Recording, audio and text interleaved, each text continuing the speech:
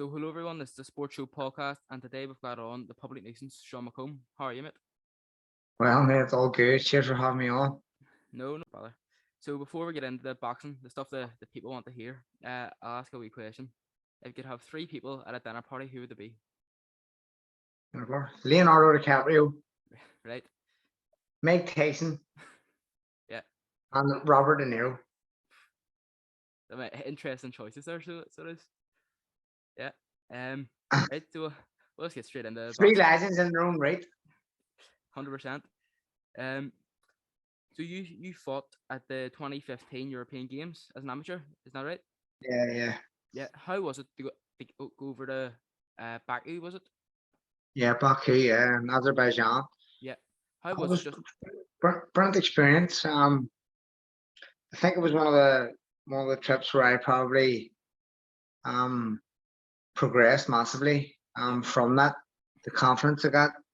I started off with a training camp in Azerbaijan, and I got the opportunity to spar some top fighters out there where I was able to hold my own, and I was competing against these guys, sparring like before the competition.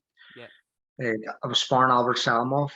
I remember he was world champion, the only guy they ever beat, Lomachenko, and I always thought, is he taking it easy on me here or what? Because it was God. doing so well. They were level spars. Yeah. And I think he's taking it easy because he's the same weight as me. Right.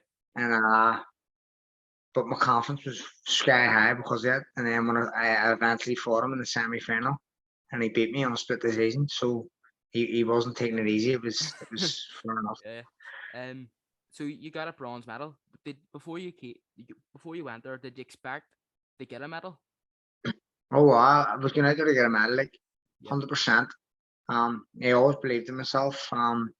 Obviously it's down to the luck of the draw a lot of the time, especially when you don't win gold. But anyone I fought, I knew they didn't want to fight me. It was a bad draw for anyone who drew me Yeah. in any country. So that gave me confidence alone, and I knew it was a handful for anyone. And I was very confident to go out there and get the medal. So we'll just move on now to your professional debut then. Was your professional debut at Windsor Park? Is that right? Yeah. Good Uh, atmosphere. I was due to have my professional debut at Michael Collins' homecoming right. in the Odyssey.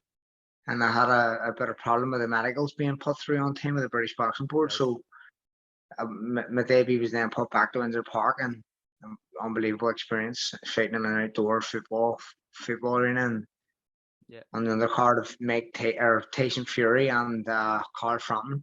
Phenomenal atmosphere and unbelievable experience to start my career.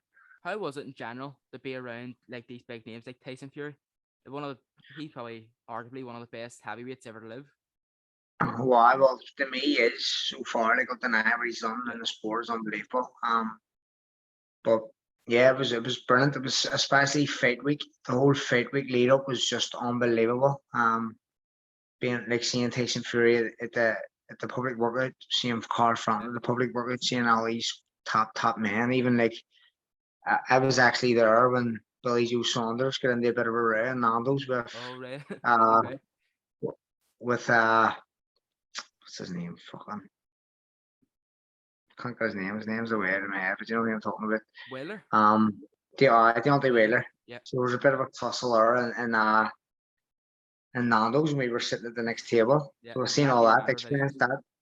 So madness. it was a very good experience from a debut, and it was good to be around all them big name fighters. Were you ever talking to Tyson face to face? Oh, yes, I went and spoke to him. He signed a few gloves for me as well, so for different charities, which was great. So fair play to him. So then you had loads of other professional fights. And then you were 11-0, and then you fought Gavin Gwynn. Is that right? Yeah. That fight, it was a brilliant fight. Like there was blood pouring out of your head or your body and his. It was a blood match, like. But what actually happened? Did he hit you a punch and then you couldn't continue, or what? What was the story there? No, it was a brilliant fight, like you say. It was a very level fight. I was actually winning by a round on the judges' scorecard Right. at the end of the fight, but I wasn't happy with my performance. I wasn't happy how I was performing. I was stuck in a rut. My mind was just, I didn't want to do anything right. I was getting give tactics in the corner.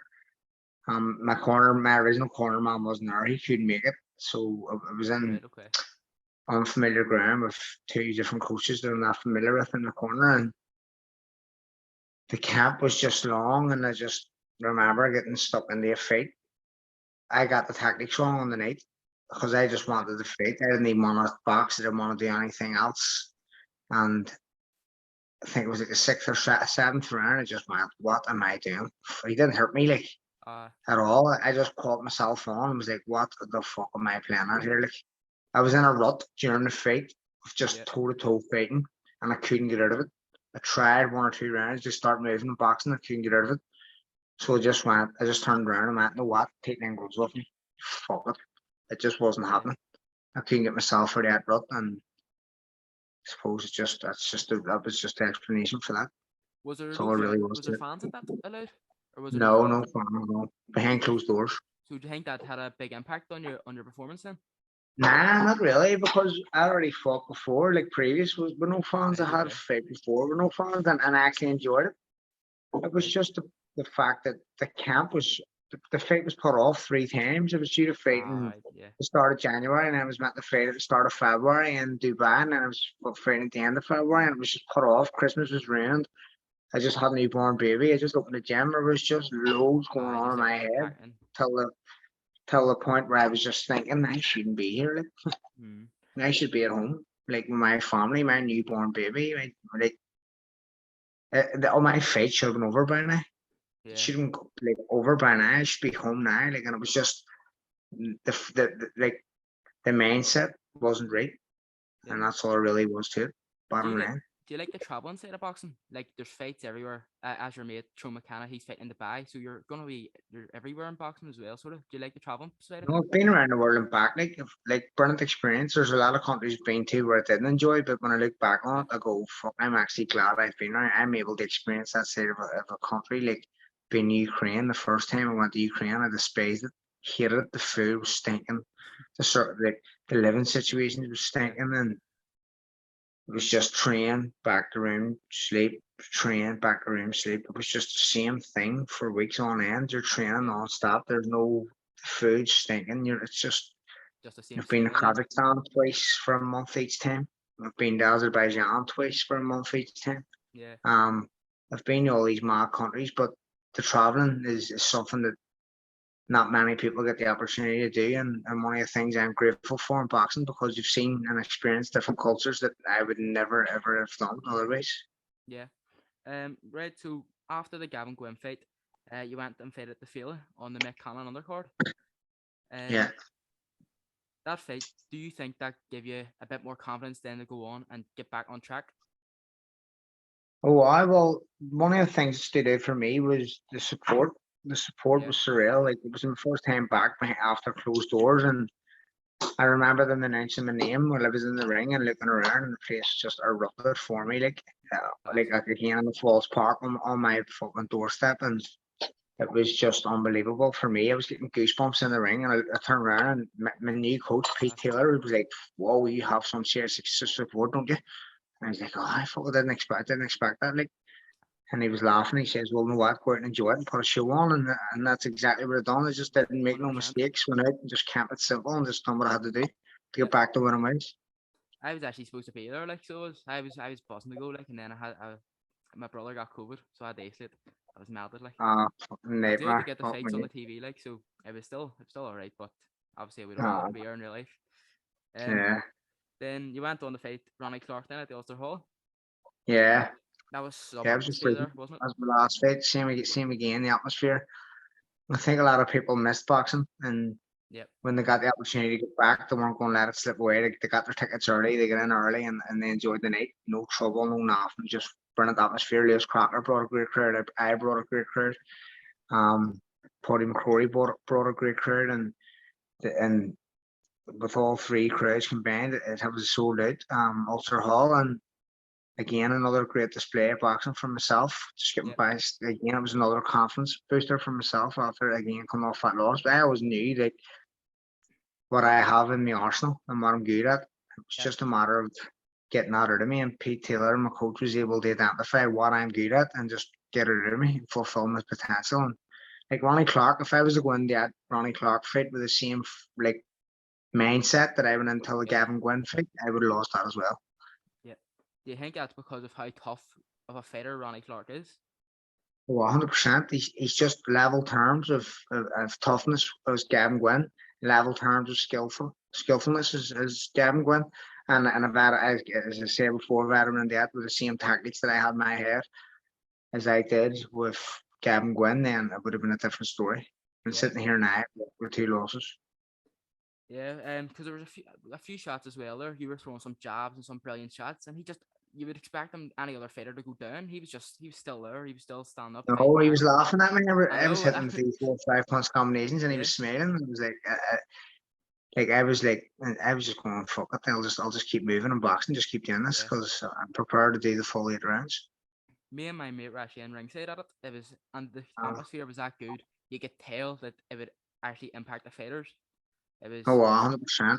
class, It like does. It's definitely. massive. It's like having an extra arm. It's brilliant. Yeah, definitely. And all the fights that night were brilliant as well, with Paddy McCrory winning, Lewis Crocker, yourself. Nah, It was a brilliant night. Yep. Um. So, have you any fight news? Any details on when your next fight's gonna be? I've been hoping to get out in April, the end of April. I've no confirmed exact date. I was just told the end of April. Happy days. Uh, after the 20th. So just hoping to hear soon, pretty soon. It's 11 weeks away. Well, just under 10 weeks, just over 10 weeks. Sorry.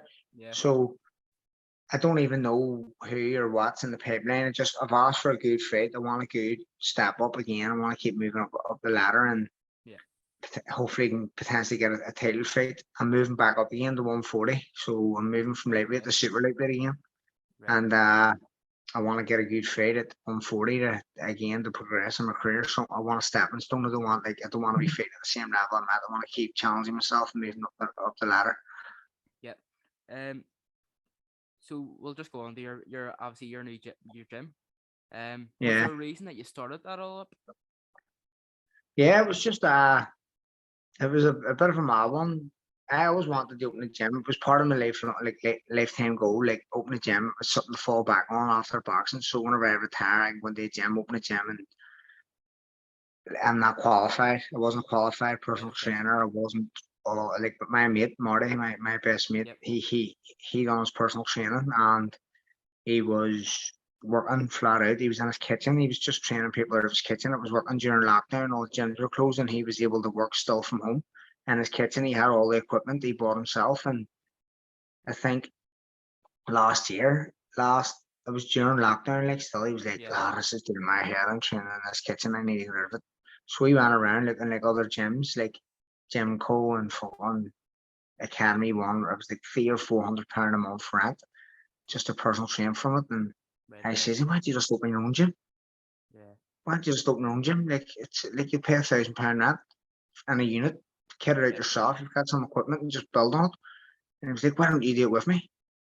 I think it's not really part of my plans right now, but it's something I will do in the future. He's like, just fucking do it now. We'll do it together. Yeah. And then he's like, when are you fighting again? And I was like, December, I think. This is before the Gavin Gwynn fight, which Right. it didn't happen in January or February anyway. But I says, this conversation took place in September. Right. Okay. At the end of September, and I was like, I'm not fighting again in December. He's like, do your personal training course now. Well, 6 weeks. I was like, when is it? So he phoned the guy, Michael Lennon, who runs the Elite personal training course, Yeah. and says, have you any courses on? He says, I've one starting next week. And he says, can Sean jump on it? He says, send me his number, and he phoned me and says, jump down. And from there, it Yeah. was it. 6 weeks, intense course, full time, Monday to Friday. Um, if it wasn't for COVID, I wouldn't have the time to do that. So I jumped on the course Yeah. and fucking became a personal trainer, looking at units around Belfast, found one, turned it into a gym, and here we are a year on and fucking we're flying. I'll leave a wee link as well in the description to the gym. Go check it out. Happy days. Do you think that's a lot more helpful as well for you with your boxing training as well? So you don't need to go into all different gyms. So you're just really in the one place. Yeah, it's definitely it's beneficial for me in my own career. I'm more, especially up here, like I'm Yeah. more clued into what I'm doing now. Definitely. Periodization for fights and knowing what I'm doing and what I'm not doing. Whereas before, I was just being told what to do and doing it, and that was it. Where now I sort of have an idea I've got a strength and conditioning coach, Mark Rainey, anyway, who helps me out, and he does a great job with me and the rest of the lads and all the MMA boys who are Yeah, on Cage Warriors and stuff. So I mean, I've got a good culture and I'm ticking all the right boxes, but it's good to have my own space to go in and work away. brilliant. Well, two wee questions before we go. The first one is, where would you, in your eyes, where's your ideal place to fight? My ideal place to fight, Yeah, Vegas. I would love to fight in the MGM in Vegas. class, I would love it. class. And the second one is, where does the best bang bang groovy chip? Bang bang gravy chips, tough one. All those is hard to whack. Brilliant. All Brilliant. those is Well, hard to whack. it's been great having you on, Sean. Thanks very much. Yes, Uh, 100%. and Appreciate that. best of luck in the future. Cheers. Cheers, be man Thanks yourself. very Take it much. easy. See you later. Yes. Bye.